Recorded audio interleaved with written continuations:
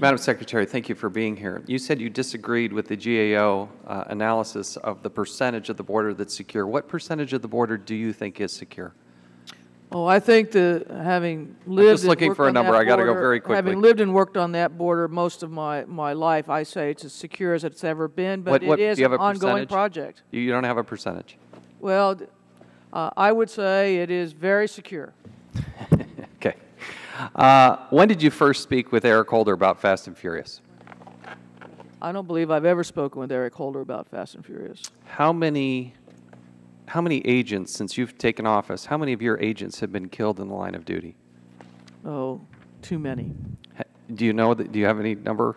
Well, I would have to double check, but I would say at least 12.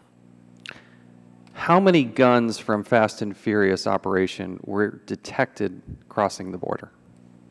I do not know. How many guns from Fast and Furious were seized at the border? I do not know.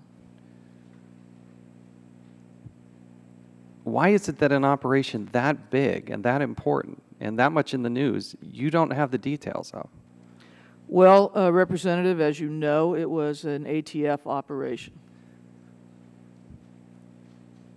In 2009, we know of 2 instances where ICE ceased investigating at the request of the ATF. Are there any other instances where you were asked, your department, your agency was asked not to pursue cases that potentially had a conflict with Fast and Furious? In the wake of your investigation of Fast and Furious, I've been made aware of those 2 ICE instances. I don't think I've been made aware of any others.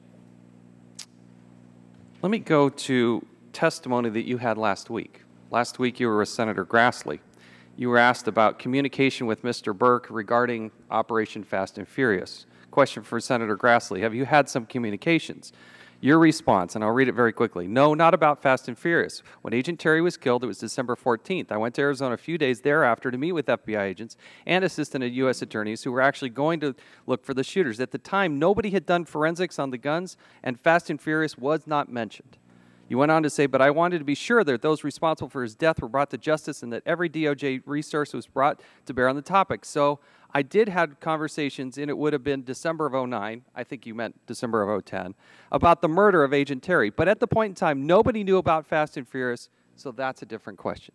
And yet we have documents that show, and this is a quote, an urgent firearms trace requested by ATF agents on the scene to determine that these firearms came from Fast and Furious. Why is it that you, as a Secretary of Homeland Security, with one of your agents dead on the scene, did not get briefed about Fast and Furious? I do not know. How is that acceptable? Do you think that they withheld that information from you, or is it your responsibility to actually find that information? Well, I think the focus, Representative Chaffetz, is we had a dead agent, and a dead agent killed in a very rugged area of Arizona. And the number one thing that was on my mind when I went out there was to make sure that the appropriate resources were being dedicated to that investigation. But you have guns from Fast and Furious that are found on the scene. You testify here just last week that there was no knowledge of Fast and Furious at the time, that the forensic, you went out of your way to say the forensics weren't done. And yet that's not true. That's not true. I'm not going to comment on that. I don't know the document to which you refer. What I can say, and what I think is fairly clear from the context, is I was speaking to my knowledge at the time, and I did not know about Fast and Furious. Did you direct, or was there any direction from your department and agency to allow the guns to go across the border that were involved in Fast and Furious? Fast and Furious was an ATF operation. So if your agents detected weapons going south across the border, you just let them go because it was an ATF operation? As the 2 incidents you refer to, the 2 ICE incidents, I think reveal, is when they picked up guns and ran them or asked ATF to e-trace them, ATF came back and said, these are part of a larger operation, stand down. After the second incident in which that occurred, that matter was taken by the ASACs to the Assistant U.S. Attorney, which is common. That happens in the field. And the Assistant U.S. Attorney said that the ATF operation would take precedence. So was it the Department of Homeland Security's policy to allow guns to go south into Mexico if they were involved in Fast and Furious? I'm looking for a yes or no. No. How is it that you can make a claim that the border is now more secure than ever, and yet the Obama administration purposely allows nearly 2,000 guns to be released, knowing that they're going to go to Mexico with hundreds of people killed by those weapons, 2 dead U.S. agents, and yet you don't even know if we've detected even one of those guns? In fact, on January 14th, you did detect somebody in New Mexico.